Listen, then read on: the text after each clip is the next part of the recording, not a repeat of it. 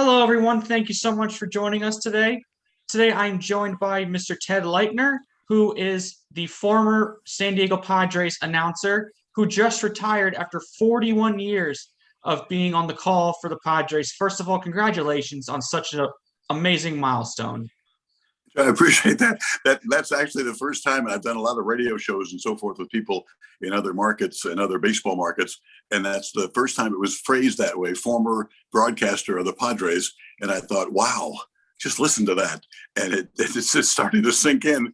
And I always tell people it's starting to sink in because now they have perhaps, based on starting rotation, without question, their team ever. And I'm thinking, hey, moron. Nice timing.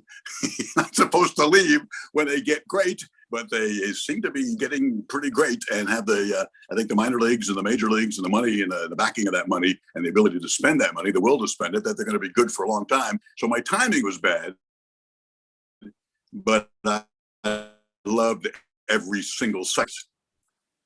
That's amazing.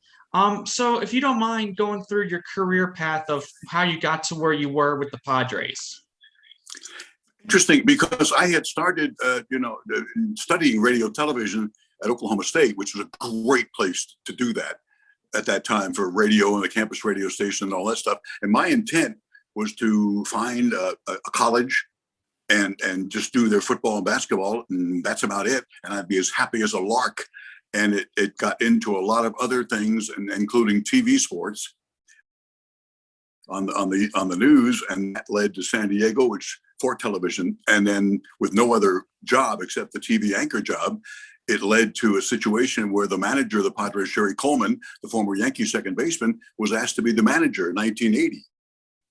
And I was at the time during the Channel 8 sports, but the radio station with Channel 8, KFMB, had the rights to the Padre broadcast. So when Jerry went down to the field, they said, "Who can we get?" And I said, I got a great idea. How about me? Have you done Major League Baseball? No, but I did baseball at Oklahoma State on the campus radio station, which I know means absolutely nothing.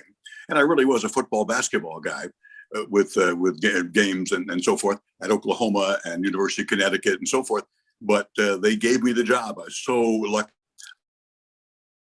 on many that I've been so lucky in my career break could give me now, like I said, just football, basketball. That job, no pitching. And so they fired him after that year. The contract that he could come back and it's back in the director. And I tell him, well, I guess I'm gone. And I'll just go back to doing my San Diego State football and basketball on radio and my television sports. He says, no, stay. You can be with us. He had another partner, Dave Campbell. So I worked with Dave while Jerry was the man. And then Jerry says, and thank you, Jerry. Thank you. May you rest in peace. And I do stay because of that decision made by him and the CEO Padres, Ballard Smith at the time, the radio station general manager. I stayed, was allowed to stay, and then finished later. 41 years could have been done after one guys took care of me. And that's the path that got me to the Padres until the time that I left after last year. That's amazing. That's truly amazing how well some people can just help you throughout your career. And I think that's what's so important in sports broadcasting and sports, like basically just any type of sportscasting. No question. And seeing how so many people, it's so true. I mean, you need friends. Absolutely. And another thing, you need people to help you. Yes, absolutely. Another thing I notice is like how sometimes it's just luck. Sometimes it could be just luck.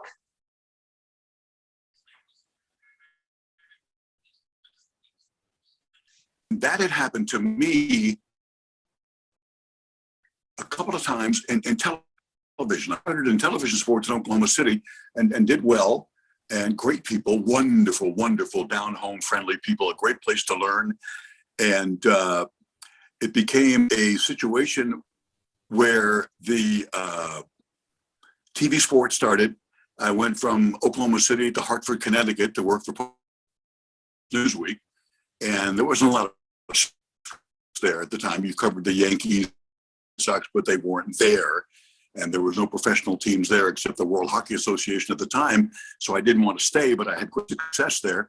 And then I went to Philadelphia, not have success there. Sports, because sports on television, it's not life and death, but in Philadelphia, it's life and death. And I didn't know that until the general manager, Bob Hosking, who later became CBS Radio, called me for lunch, and he said, "You dive?" I said, "What do you mean dive?" Lungs. Our audience research shows that you give the audience the bends. And I thought, this is not going to be a good lunch. This is not going to be a good lunch. And so I was fired, and I was so lucky that a friend of mine who produced at Oklahoma City, Jim Loy, was one of the producers at Channel 8 CBS affiliate in San Diego, and the greatest move of my life.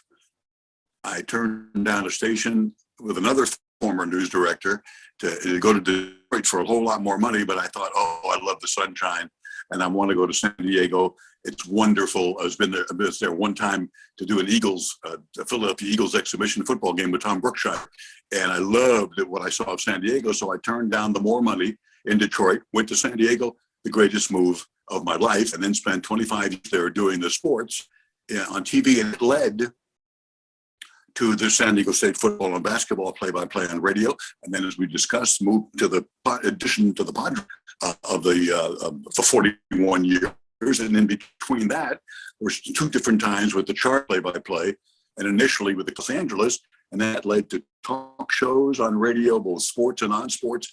No one's been luckier to have a body of work and do a body of work with so many great people and so many people helping you, as you mentioned, than me.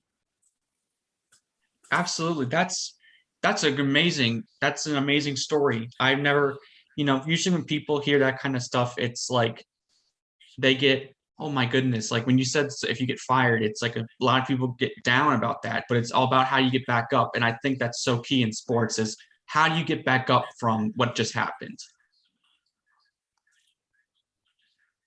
And that's a great point. You know why? Because in traveling with teams, with the Chargers, when they were in San Diego, traveling with Oklahoma State, football and basketball, traveling with Major League Baseball especially, because I think Major League Baseball players, the contact and so forth physically is not what it is in football and so forth, or hockey or what have you, but the mental aspect of Major League Baseball, I find that both everyday players and pitchers are so tough mentally. That's why I thought when they had it, in engagements with the labor union, with the baseball, one of the strongest maybe ever, against the owners all through the years, I always thought these owners don't know who they're with. Because with them, it's not just it's a matter of competing and doing the right thing. Incredible baseball players never lost. They never lost against the owners. And I learned so much from these baseball players and these Padres and other teams being around them it's a game of failure. So even the great hitter, fell 7 out of 10 times. A starter went out there and gave up runs. And 5 days later, he's out there forgetting about it and pitching a 3 shutout. So I've learned so much to be mentally stronger and get back up. And you learn that if you learn it from being around this thing that I have, to be around tough people like that cut 5 different times from different baseball. Bob Scanlon, who was cut that many times and more, wound up being a color analyst on the Padres, terrific broadcaster, and was a closer for the Cubs and pitched for Milwaukee and the Phillies. I learned so much from him, a guy who was, you're not good enough. The thing you love to do most and you think you're best at, in his case, pitching, and they would tell you, you're cut, which is, we're not trading you, we're letting you, you're not good enough. And Bob is so mentally tough. He would come back, go with another team, and make that team overcome the view of that previous team that you're not good enough and show that he was good enough. And those are the people I've been around with athletes and learned so much that, hey, man, do it like an athlete. You get knocked down, get up, get another job. And in my case, it worked out very, very well. Because like you said, you also have to be lucky. I've been lucky. Absolutely. That's amazing. That's amazing. And one of the last questions I want to ask is if you were to give advice to college graduates, what kind of advice would you give them? For college graduates, I think what we just said, in terms of you get knocked down and you're going to, nothing's easy out there. And you get knocked down, keep going. You have to. You have no choice. You can't fold a tent. You just can't. And if you're 26 and you're 55 and lose your job, it's much harder, much more difficult. And you got to keep going. And for broadcast people, I would tell them, if you can, if you're going to college, like I did at Oklahoma State and was able to get in with the campus radio station, I had never been to a college football game. I'd watched them on television, of course, as a kid, but had no access or money to go to one. The first college football game I ever saw in person, I broadcast for the campus radio station. Amazing opportunity. And that's what campus radio stations are for. And some great television operations also. So to do that and have that opportunity, any job you can. And I did, while I was a student at Oklahoma State, there was a job opening through a friend of mine, again, somebody else helping you, and somebody else mentioned to the broadcast director at Oklahoma State, the great late Bob Lacey, that, hey, you want to do play-by-play, right? And you're doing it on the campus radio station. Well, KUSH in Cushing does high school football on Friday nights. They want you to do that. Can you do it? You bet I can do it. Never did it, but I could do it. And it was a daytime station that signs off at sundown. So they would tape it. You tape the game, holding a tape recorder on your lap in the stands with a program and a flashlight. And then they would run it when they signed on again Saturday morning. And they would run it, multiple times during the course of the weekend. And that was my first real commercial football job, $10. And I thought it was wonderful. I thought it was a great opportunity. And with the campus radio station, you have a great opportunity to be bad and not many people are listening, and to train, be bad, become good. And I had that opportunity from Dr. Lacey. So you're going to have rabbis, people out there who look at you, and also luck, as you mentioned. And in my case, it's all come together. And, I'm 73 now, and I look back and think, wow, what a career, run, staggering. And I was a kid in high school. Honestly, I'll tell you the truth. When it came time to make an oral report in class, either by alphabet, when they're going to get to the L's, when they're going to get to my row, I would cut school, so afraid to get up in front of 15, 20 kids and give an oral report.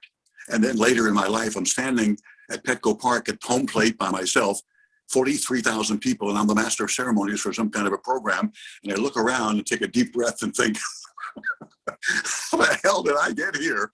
And to being afraid to speak in front of 15 people and have had this career. And the answer is you had tremendous people who helped and gave you great breaks, and you were lucky. And you try to become broadcasters anytime you can. You help them because somebody helped you, or we wouldn't be in this conversation today. Absolutely. Well, thank you so much for joining me today. It was really amazing to learn about your story and get your perspective. I appreciate the honor so much with this great organization. And I always mention to friends of mine that I had won the award in Oklahoma back in, I believe, 1972, but never in California in the 42 years that I've been in California. And they say, how come you never won it in California? And at Sportscaster of the Year, and I would say, oh no, two words, Vin Scully. And Vin, dear friend, the greatest baseball broadcaster of all time, of course he won it year after year after year for 30-something consecutive years until the rule was changed that you couldn't win it back-to-back years. So give somebody else a chance. Vinny, thanks for giving me a chance. That's amazing. That's amazing. Well, thank you everyone for watching and listening, and I hope everyone has a great rest of their day.